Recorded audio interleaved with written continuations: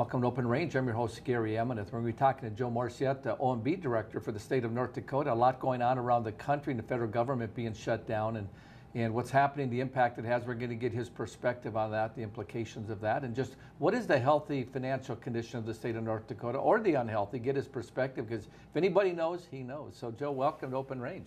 Thank you, Gary. Happy to be here. So, Joe, as we get started here, give us a little bit of background on you, because I've had you here before, and I wanted to get you back again. I appreciate the timing of how this year ends and starts. The timing of it, I think, is probably pretty good. But before we do, let's get our viewers to get to know you a little bit. Okay. Well, I'm from North Dakota. I grew up here in Bismarck. I've been a certified public accountant in North Dakota for about the last 30 years. I've got about 30 years experience in state government. I was fortunate to be the OMB director for 5 years in the Burgum administration and was asked to return to that role with the Armstrong administration. So happy to be back in that role for the past almost a year now.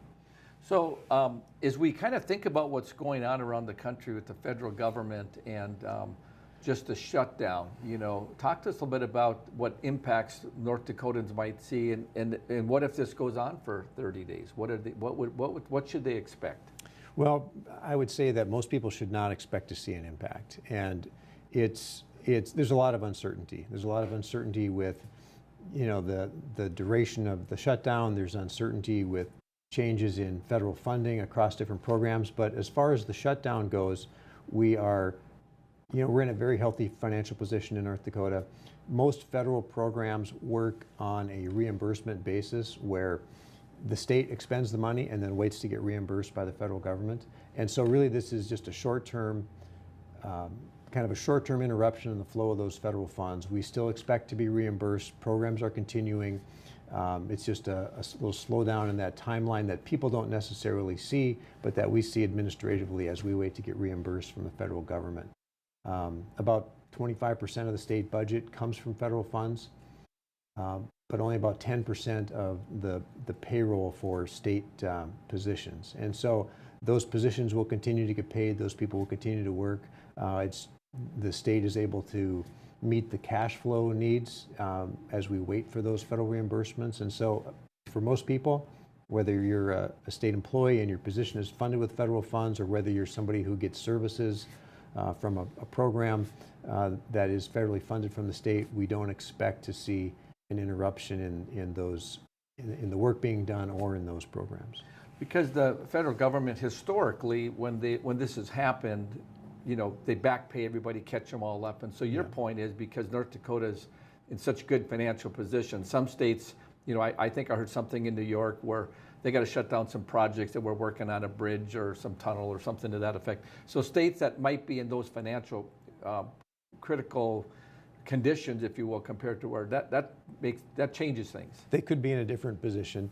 That's totally true. In North Dakota, the longest shutdown we've had in the past was 35 days, and this is how it was handled, and in the end the state was made whole. And so that's what we're expecting here. If this would become some unprecedented duration, or 60 or 90 days, things could change. But for now, we are viewing it like we've viewed other shutdowns, that it's a short-term thing with really just an interruption in the cash flow from the federal government, where we will be made whole. So our total spend that the North Dakota has is like a $20 billion number. Maybe you can speak to that, and you said about 25%. So maybe you could speak to that a little bit. We'll get some charts we're going to go through. We'll probably do that in the second segment. But the idea of that big number, sure. Can you talk to us just off the top of your head with what that means? Yeah, overall the state budget for this 2-year period is about $20 billion.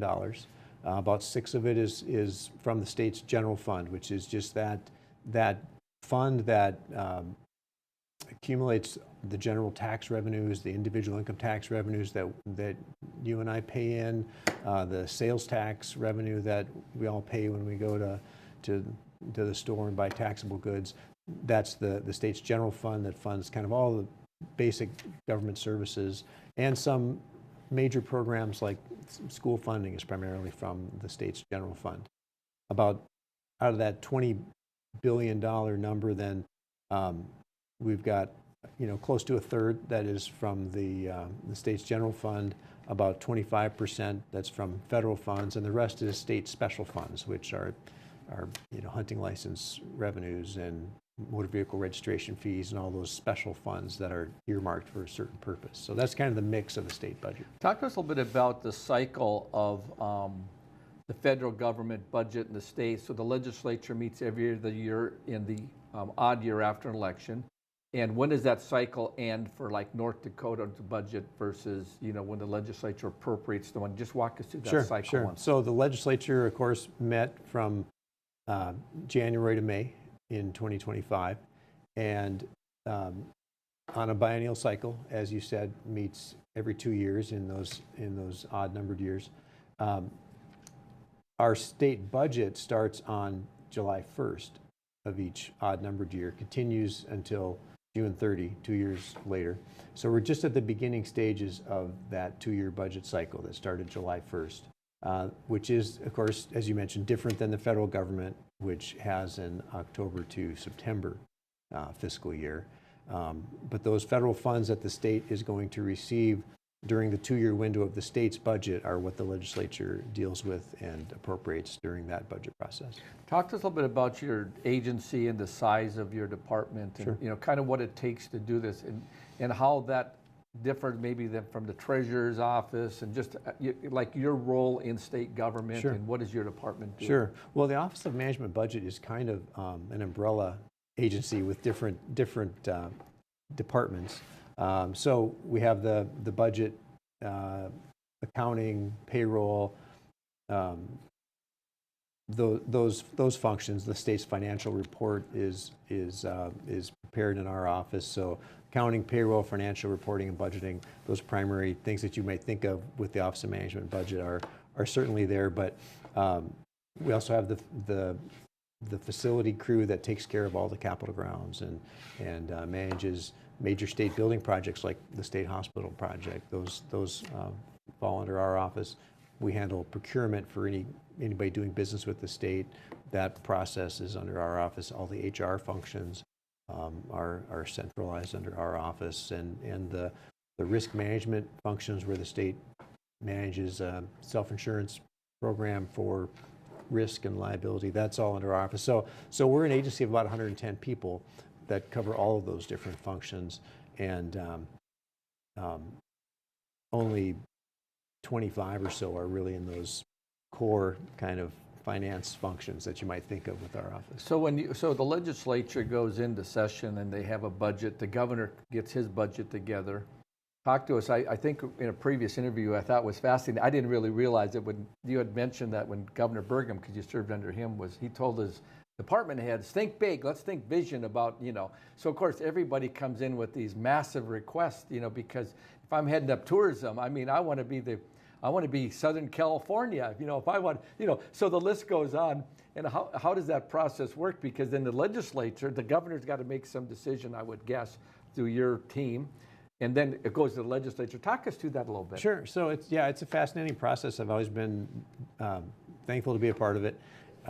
So the process really starts at the agency level. It starts really with the governor's office giving direction to agencies to say what are your needs for the upcoming budget period, and the governor giving some direction saying these are the parameters that agencies should use when they develop their budget request. Maybe it is some limitation, right? Either it's continuing with the current level of funding, or maybe it's a certain percentage reduction that might be varied depending on the size of the agency. Whatever those guidelines are, that's what agencies have to kind of structure their request within that framework as they prepare a request and submit it to our office.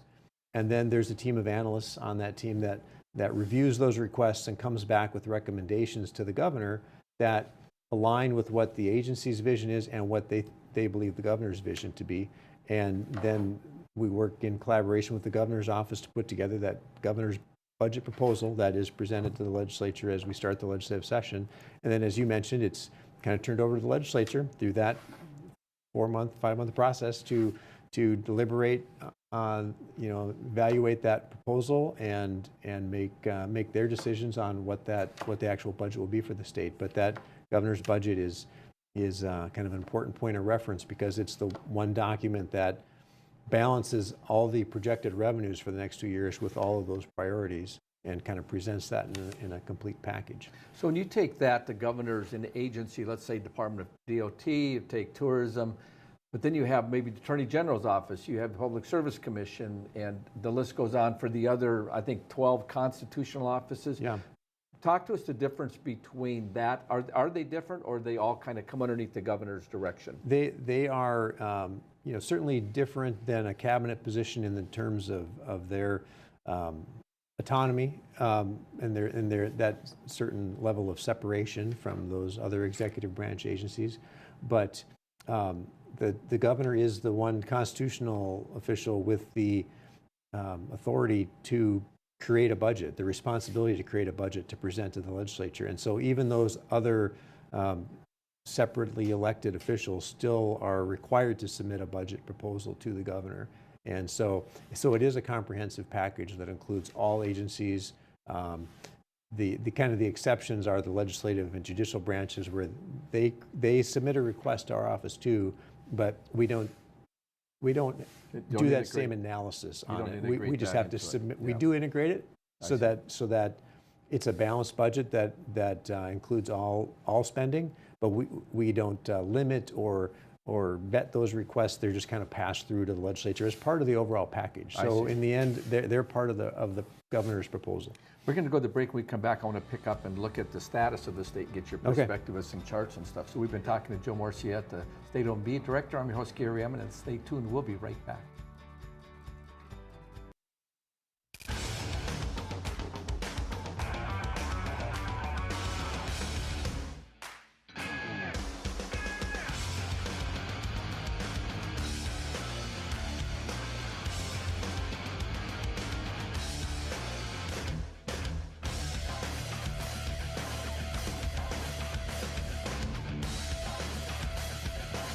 Stop out to our facility, Highway 22 South. Let us build a truck for you. Hello and welcome to the MHA Interpretive Center. It's the perfect stop along the Lewis and Clark Trail and the cultural hub of the Mandan, Hidatsa, and Arikara Nation. Nestled along the shores of Lake Sagagawea in Newtown, North Dakota, 1 mile west of the Four Bears Casino. You can enjoy amphitheater performances, art exhibitions, and educational workshops utilizing our Living Cultural Center. Enjoy some coffee, browse our gift shop, and learn about the original people of this land. Learn more at mhanation.com/interpretive center. Welcome to Arrowhead Cleaners. Newly renovated, modernized, and ready to make your cleaning needs hassle-free. From commercial and residential wash and fold laundry services to the latest in professional dry cleaning techniques, we are dedicated to your unique needs, offering alterations, fabrications, and even custom hat making. So whether you're a busy professional, a family on the go, or even a rodeo champion, Arrowhead Cleaners is here to take your things from messed up to dressed up. Now celebrating our 64th year in Arrowhead Plaza. Home on the Range offers a nurturing place for teens who may have just come from an unsafe or traumatic environment. Here, they receive therapy and education services centered around animals, and the surrounding nature provides opportunities for work, fun, and healing. Life skills learned at Home on the Range are carried with residents when they return to the community with new talents and a greater appreciation for themselves and others. Are you dealing with arthritis, nerve and back pain, dry skin, or superficial wounds, but found no relief? Give Stewart's Natural Health a try. For over 4 decades, Stewart's Natural Health has been helping people and animals with herbal and natural oil lotions, ointments, and creams with a mission to help you relieve pain and feel your best using the power of nature. Discover the safe, drug-free solution to your pain, guaranteed or your money back. Visit stewartsnatural.health today. West River Equipment of Mandan is here to help you maintain peak productivity in your operation. As an authorized dealer for many high-quality equipment lines, we have the new and used equipment it takes to make your farming, ranching, or construction operation profitable and efficient. West River Equipment also has the parts on hand and the experienced technicians in our shop to get your equipment back in action fast. Find what you need at West River Equipment on Old Red Trail in Mandan.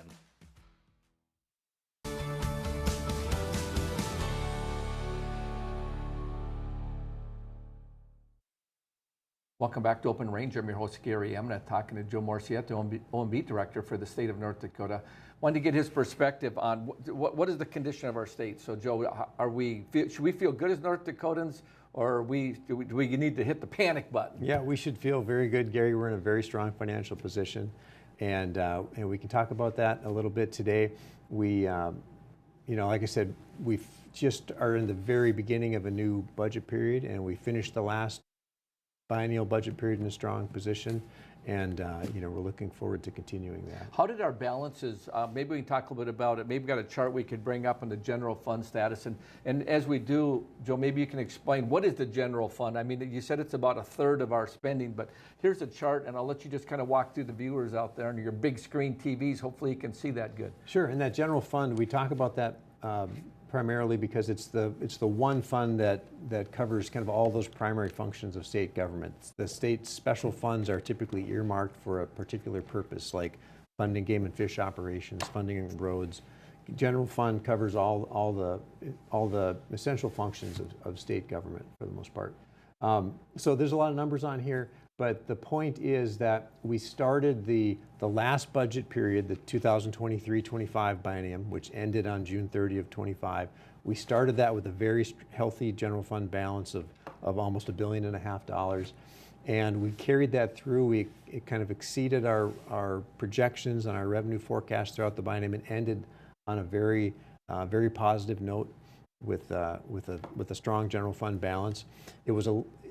We actually finished the biennium a little bit ahead of what the legislature thought. When they were here making budget decisions during that January to May period, they adopted the forecast, the revenue forecast. And the complexity of the two-year budget period is that we're looking out so far, but they adopted that forecast in March.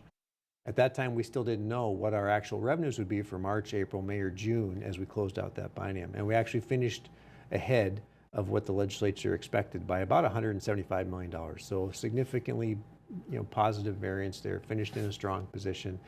We ended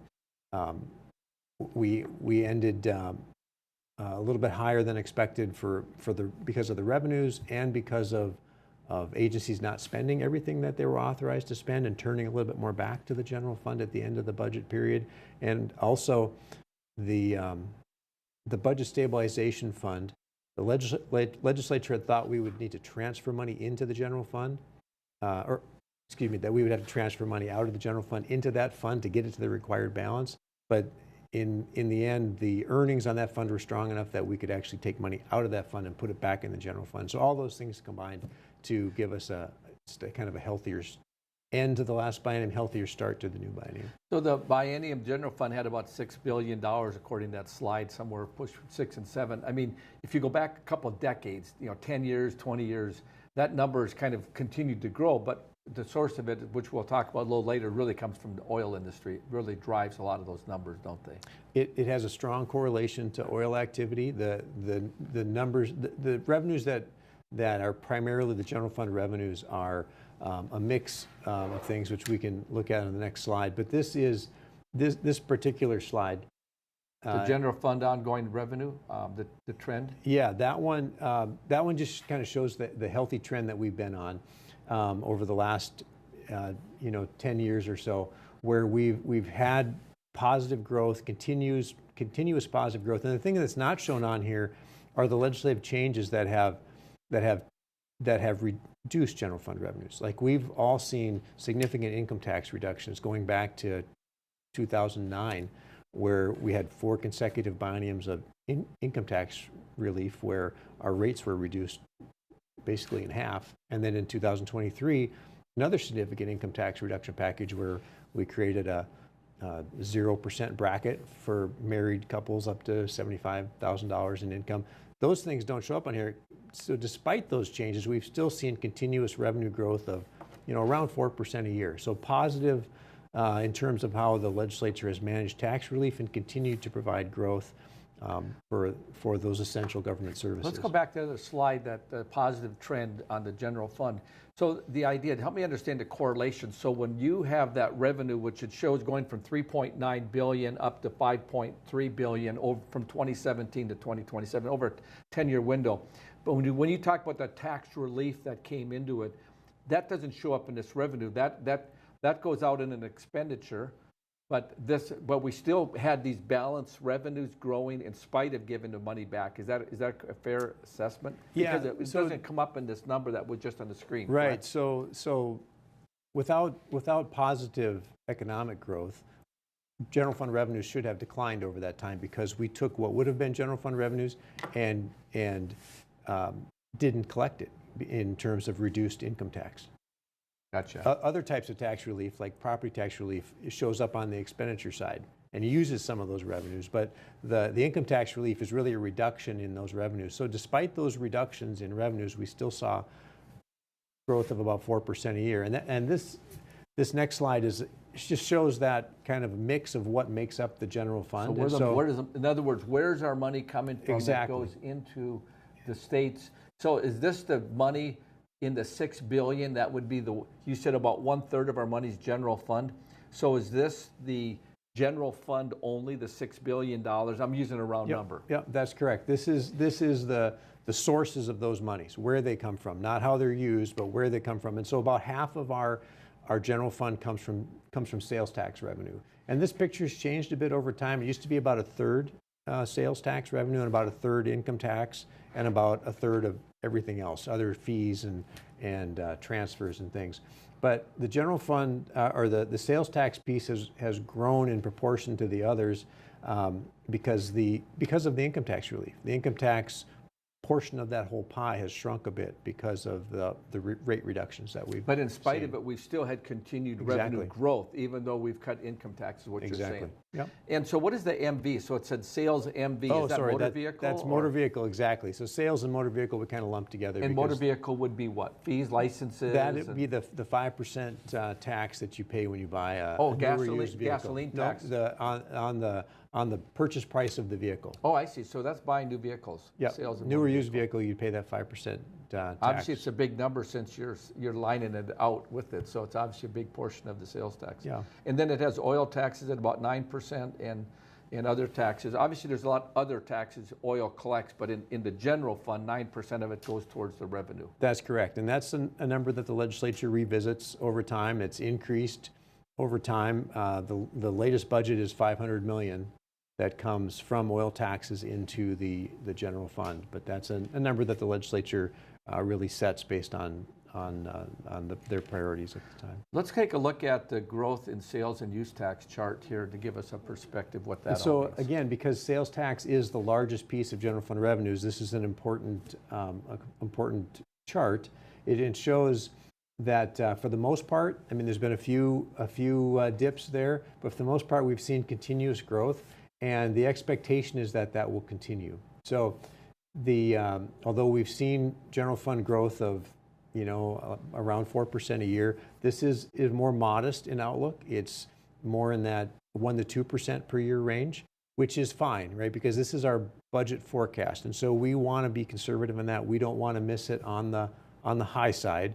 We want the risk to be that we will be on the plus side as we actually see revenue collections come in. So that blue number is actually projections into the future. The red is the actual, and then That's the blue correct. kind of is a projection where you talk about that 1%, which is always better to obviously be prepared to say, well, we don't have to come in and raise your taxes. We were a little more conservative in the way we appropriated. That's exactly right. We want to have a conservative but realistic forecast, and this is what the legislature adopted.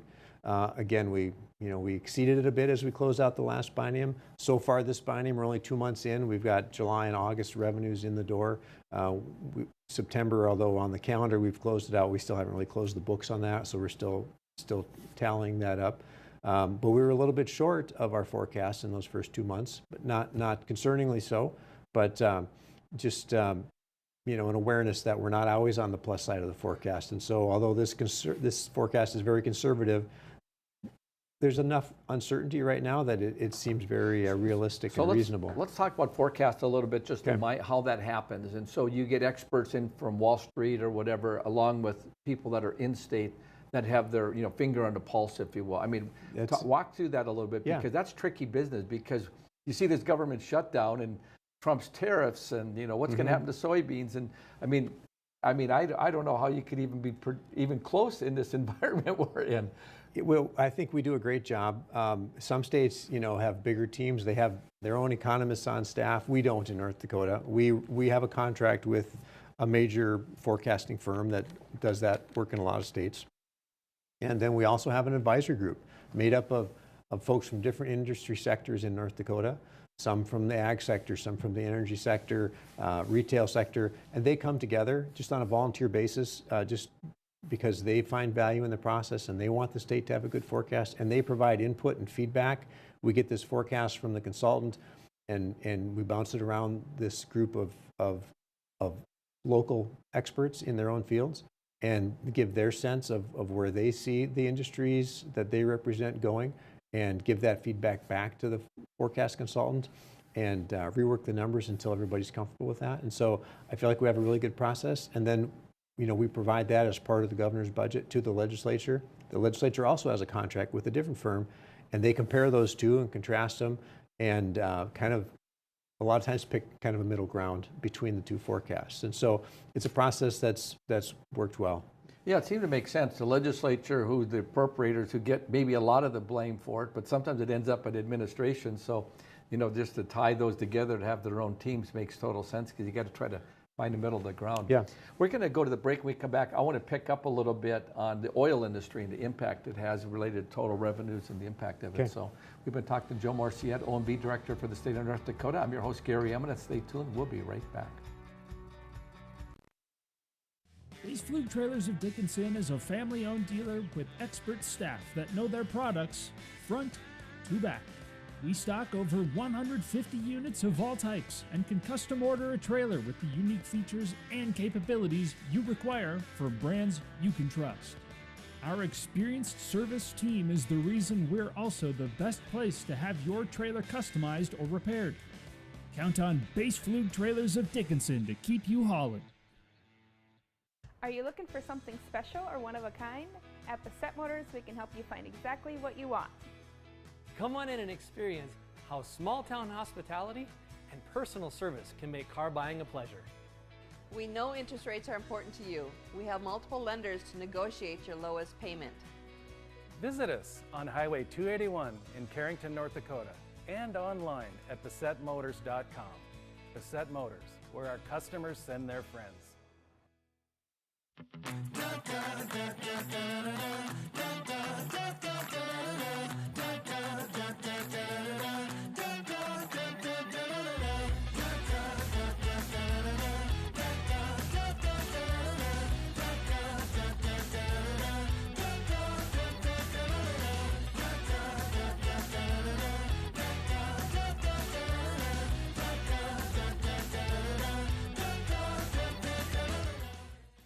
Yeah, U.S. Cattlemen is a member organization that each member has a vote in anything we do with policy. We're representing the independent cattleman or the cow-calf guy or an independent feeder or whatever. We like to support the independent producer. We're talking about mandatory ID, we're talking about COOL, we're talking about all the legislation that's going to be coming down with the new administration. There's going to be lots of moving and shaking. So always check us out at our website, uscattleman.org. I'm $27,000 in credit card debt. Okay. You have to radically do something different, because if you keep doing what you've been doing, you're going to keep getting what you've been getting. Now's not the time to be doing math. The time to be doing math was when we didn't go into $200,000 of debt. If you are freaked out and you're stuck in these debt payments and you think it has to be a part of your life, it doesn't.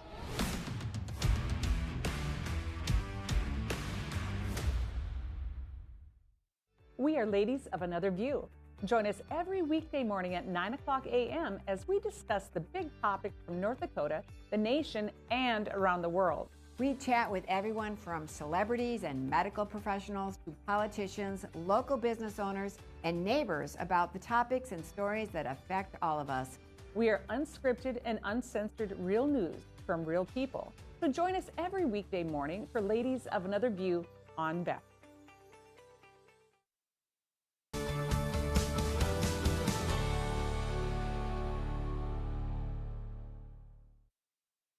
Welcome back to Open Range. I'm your host, Gary Emnett, talking to Joe Morrissette, the OMB Director for the state of North Dakota. So, Joe, before the break, we kind of got a perspective on growth and revenues and how it's kind of come in. But the oil industry is such it's half our revenue or some number like that. Let's talk about that a little bit. Give us some perspective on the impact that it has and it's going to have in the future. Sure. It's a critical component of our state revenue stream, and in terms of the state economy, energy and agriculture are the two primary sectors. But in terms of state revenues, energy has a much more significant impact on the state revenue stream. And we are, in a unique position among states where there have been times in the last few years where we've actually collected more in oil tax revenues than we have in state general fund revenues. And we've been talking about the state's general fund. Let's go to that slide once and take a peek at that one that you can explain to the viewers out there that has that data. So in this next 2-year budget period, the expectation is that we will have a little bit less oil tax revenue than general fund revenue, but very, very similar in total numbers there. There have been times in the past budget cycles where that oil number was actually a little higher than the general fund revenue. So not many states are in that position. Thankfully, we have these strong energy sector revenues that support the state revenue stream and support our government operations. And looking at the number of 4.278 oil revenue projection, does that include legacy fund numbers, or is that 100% all, now not sales tax revenue, but revenue that would be, I guess, our production and our severance tax? It's about a 9 to 10% of oil production. Is that what that number is from? That's what that number is. It's that 10% combined oil extraction, oil production tax number. That it's 5%. Each tax is 5%. Combined, they're a total of 10%. There are some exemptions that lower that effective rate a bit, but that's what that number is. It's the tax that comes from the value of the oil, basically times 10%, and that's what flows to the state. Some of that flows back out to the cities and counties where the oil is produced, some to the tribes through revenue sharing agreements, and some to, as you mentioned, the legacy fund. Some of it goes into the legacy fund. So that's the total amount collected that gets redistributed out. So let's take a look at production once and what the projection is. We have a slide here that you put your OMB's put together. Talk to us about that. So you can see on the red side of that chart that there's volatility, right, in the production amount. On the forecast side, we're expecting stable, but a little bit of a decline in the production, just based on the current price, based on labor force issues, based on the number of rigs that are operating.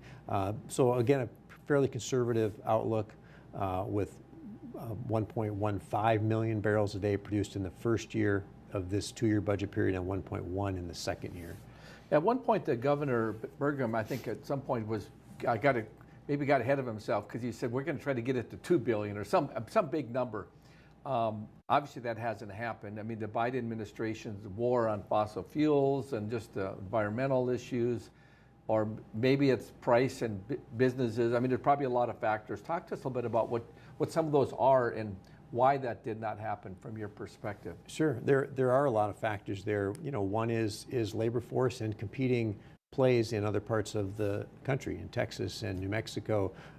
We are not the lowest cost producer of oil. We have a long way to transport that oil to places of refining. We have weather issues, obviously. Yeah. Eventually, we'll have them this year. Coming up. And so there are factors. A primary factor right now is price, right? We're on the low side of price, and so that makes... Maybe break that slide up a little bit just to speak to that, because you're saying price, and when we look at the slide, it showed a peak of $78.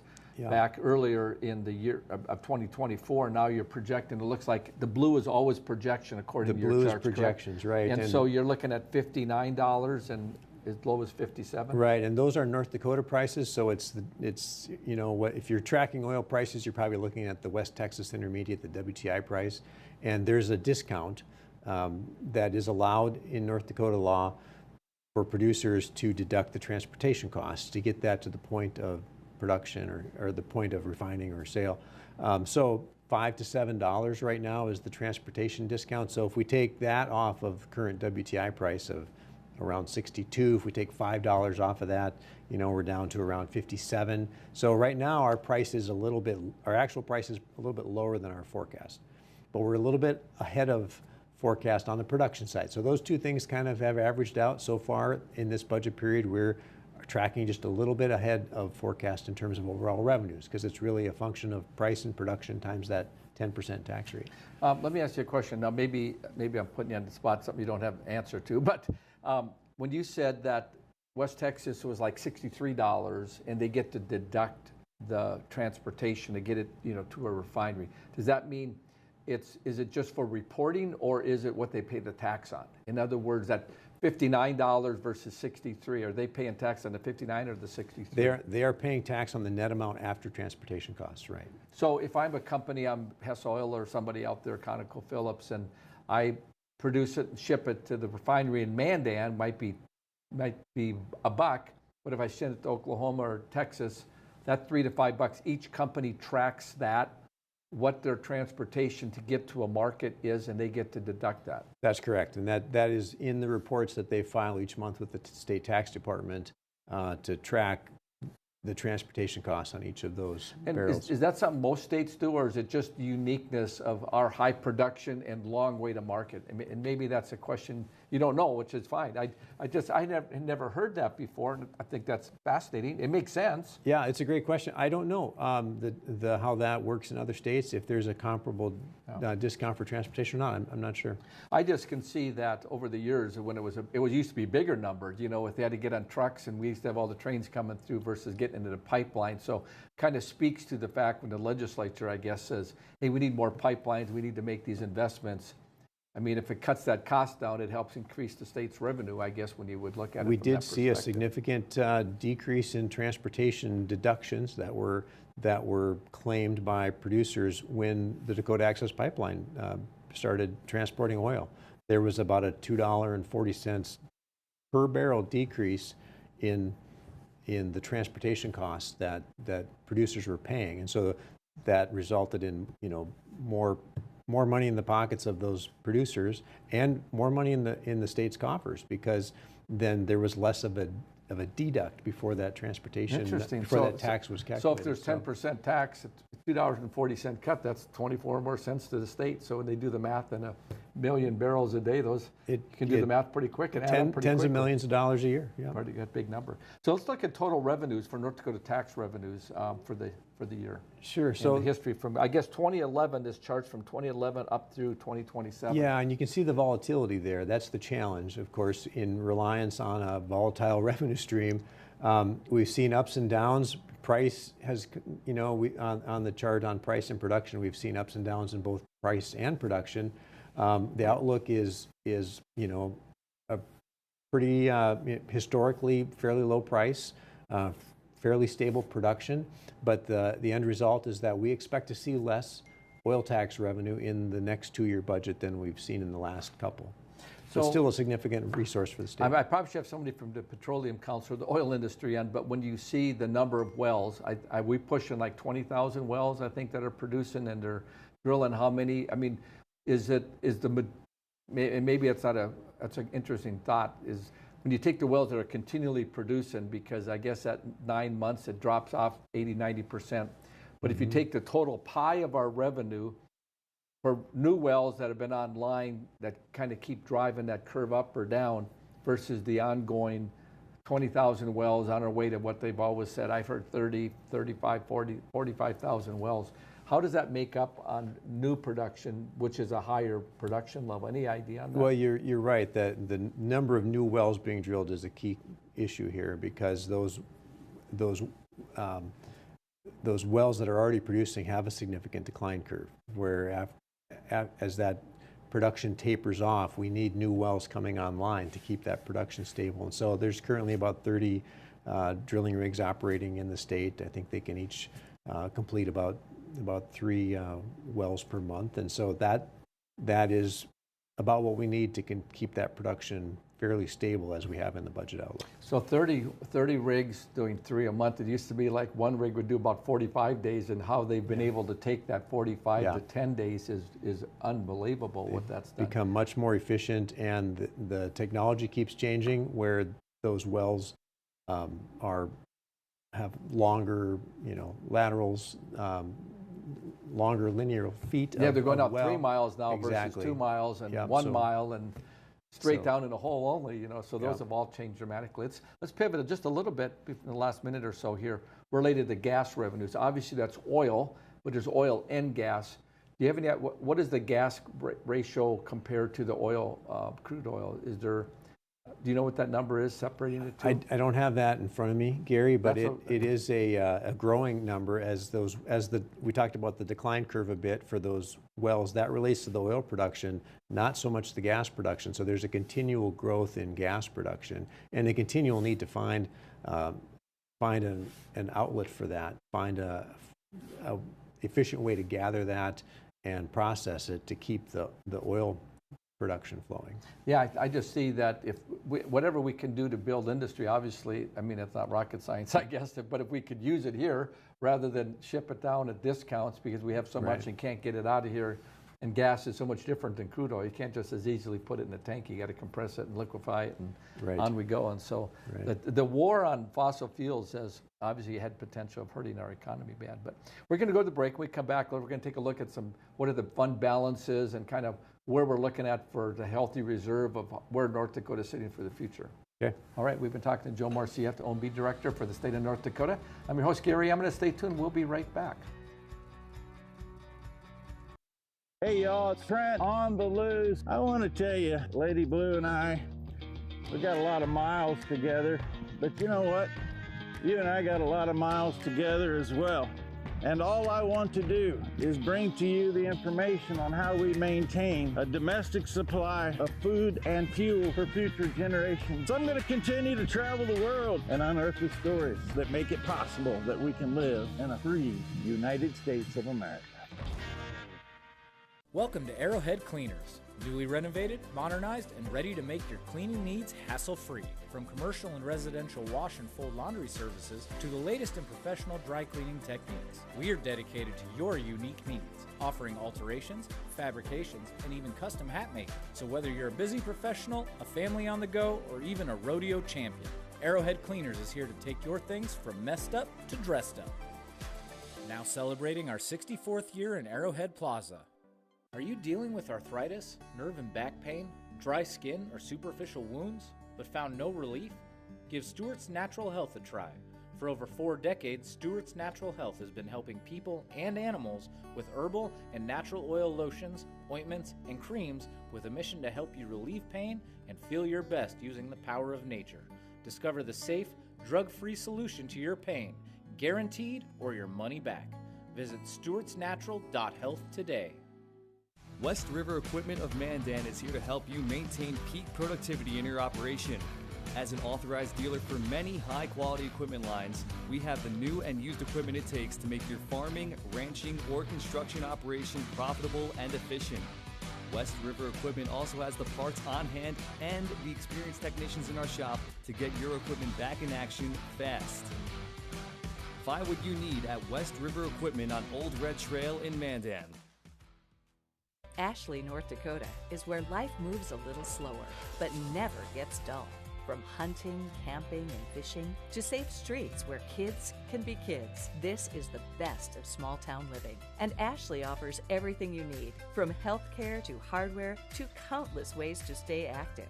Here, we've invested in our future with major upgrades to roads, parks, and education. Whether you're here for the day or here for life, you'll find Ashley's where you ought to be.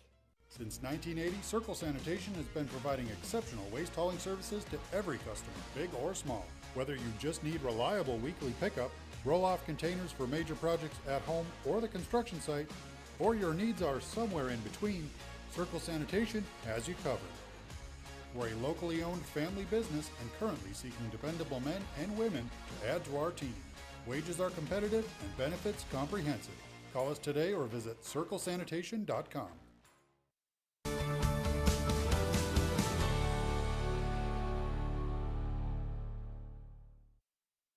Welcome back to Open Range. I'm your host, Gary Emmett, talking to Joe Morrissette, the OMB director for the state of North Dakota. So, Joe, we talked about oil, but just getting our perspective on the oil's contribution. There's this legacy fund. I mean, I think when it was put together by the voters, there was no vision that we would have this kind of money that's building in there. And I'm all for it. I mean, there's other people just kind of trying to figure out how to get their hands on it. But I think for the future generations, when oil's gone, it would be really nice to have that around for the future grandkids, I would guess, in my mind. But anyway, not that I have any grandkids living here or kids. I don't, so it doesn't matter to them, but some of them it does. So talk to us about the legacy fund in general and where it's at and how it's grown. Yeah, a good point. It is setting a portion of that oil wealth away for future generations because no matter how the technology changes, the oil is certainly a finite resource that the production is going to decline at some point, no matter what the political perspective or the emphasis from Washington. At some point, the oil is a finite resource; it's going to decline, and so very smart for the state to put 30% of the total tax revenue that we collect from oil to stick that away into the legacy fund and invest that for the long term. It's grown to $14 billion. I think you're right. When that was created, the perspective was not that we were going to, at this point in time, get to a $14 billion trust fund for the future of the state. But that's the reality. And so there's been some adjustments along the way. Like there's a provision that we talked about a little bit on the break where the legislature could access some of that fund in the event of a disaster or a budget catastrophe. When it was initially passed, they said 10%. The legislature could access 10% of that, and that's been refined now in November of 24. A change was adopted to make that only 5%. But as the fund grows, that 5% is still a significant amount of money. That's $700 million that the legislature could access if they needed to from the principal. They've never accessed the principal. They've only accessed the earnings, a portion of the earnings, but they could. And that's why we talk about it as a reserve fund. It could be accessed as a reserve fund if needed. Let's look at, you got a chart on healthy reserve fund balances. Let's take a look at it and explain to our viewers out there. This goes back from 2015 to 2017 on the far left all the way to 2027, which is our new fiscal. Explain to us what those colors are, the red, the blue, and the gold. Sure. And what those funds are. So the red is the Budget Stabilization Fund. And so that is money that is set aside by law. 15% of what our general fund budget is set aside into that fund to be accessed in the event of a catastrophe, of a budget emergency. And that was just something, obviously in 2015 it was very low, but if you take it to where it is today, and that is money that gets thrown into the kitty for just future, and it's just sitting there in a savings account that at some point, if they need to tap into it, and you talked about it earlier where they thought they were going to have to feed it a little bit or pull back, I guess, that continues to grow because of the not having the needs of the revenue. That's exactly right. It continues to grow. It's invested by the State Investment Board, and it continues to grow. The earnings do get transferred to the general fund if we are over the threshold. The threshold now is about $940 million that is set aside as that budget reserve. There's a separate reserve fund, that's the blue bar on that chart, that is set aside just for school funding, the Foundation Aid Stabilization Fund. So it operates in the same way where if there would be a revenue shortfall and we couldn't make those school payments, that fund could be tapped to make those payments, just like the Budget Stabilization Fund could be tapped to continue essential government services. The yellow bar on here is the percentage of money that comes from the legacy fund that could be accessed by the legislature in the event of an emergency. It would take a 2/3 vote. So it's a pretty high bar. They'd have to basically all agree that there's an emergency and they need to access a part of the principal. It's never happened, but it could. And the reason that the chart doesn't continue growth on the right side there is because of that change adopted by the voters in November of 24, where the amount of legacy principal that could be accessed was changed from 10% to 5%. So this number that we got the chart up there, that is not the fund balances. That's the revenue that can be taken from those funds, correct? Because the legacy fund, it looks like it contributes about $1 billion. I'm just using a round number, glance at the chart, where the legacy fund's at $14 billion. So if you take the budget stabilization fund, that's a set fund. Those are the balances. But Yep. the foundation aid, that's a stable. Those are all funds that are sitting there set aside. But there is the land trust fund, and there's the different funds that maybe I should probably have the treasurer on.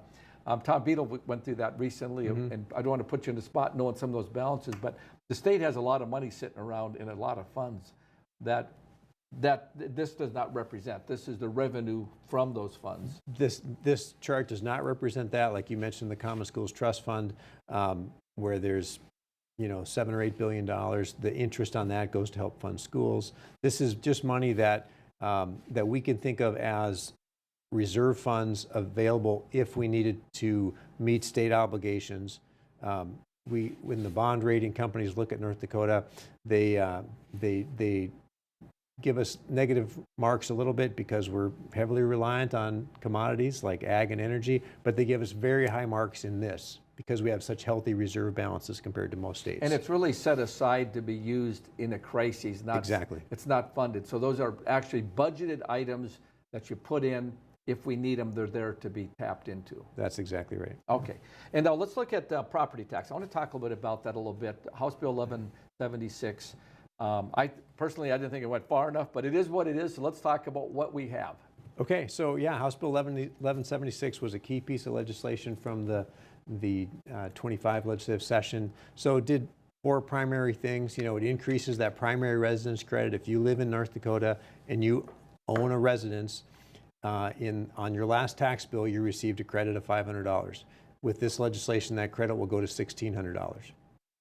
It also provides a kind of a stable stream to fund that property tax relief in the future, funded from the earnings of the legacy fund that we were just talking about. So it removes it from kind of the volatility or the budget uncertainty that we might see on general fund revenues, and it ties it directly to a stream of earnings there.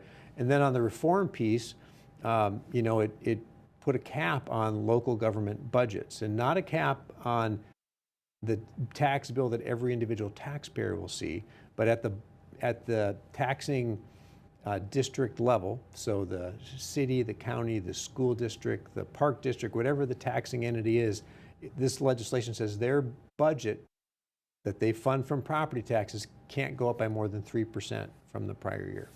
And so that, along with the significant increase in the credit, should mean that whether your valuation goes up by more than 3%, because that's going to reflect the market.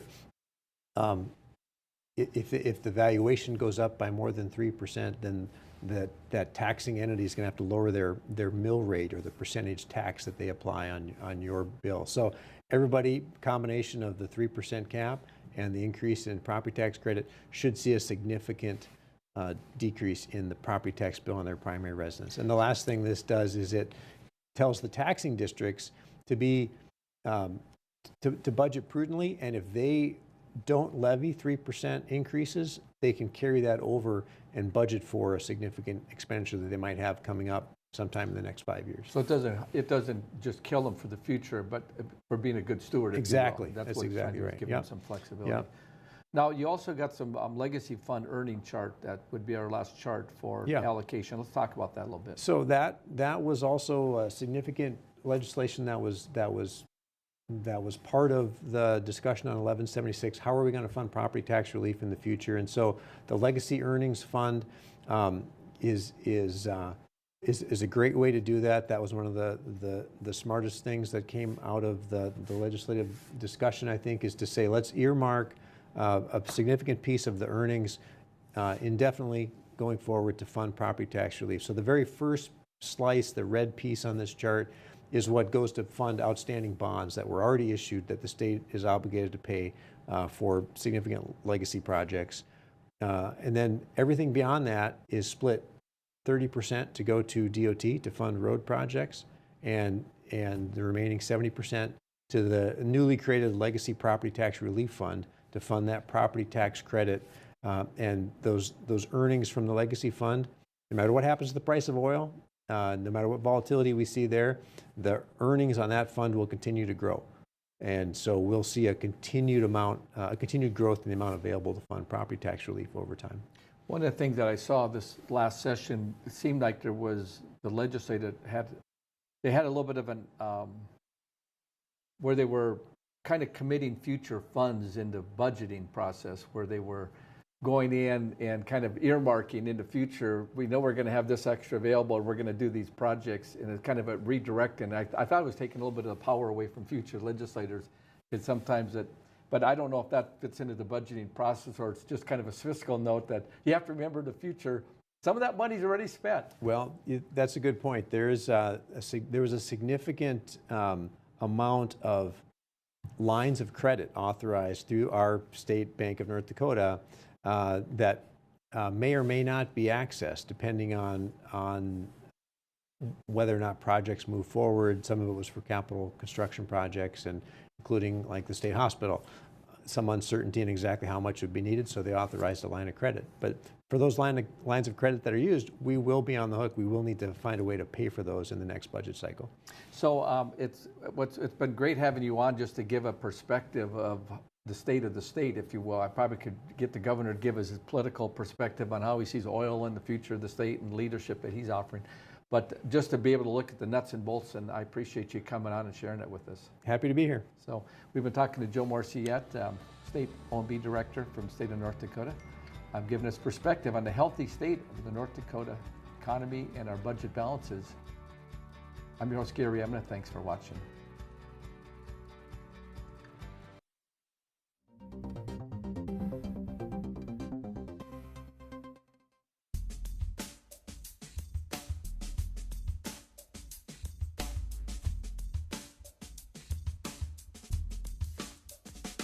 Now you can have the personalized forecast at your fingertips when you need it. Beck's exclusive Weather Insight is information tailored to you. Radar, weather alerts, forecasts, and videos. Download the free Weather on Beck News app. Search your app store now.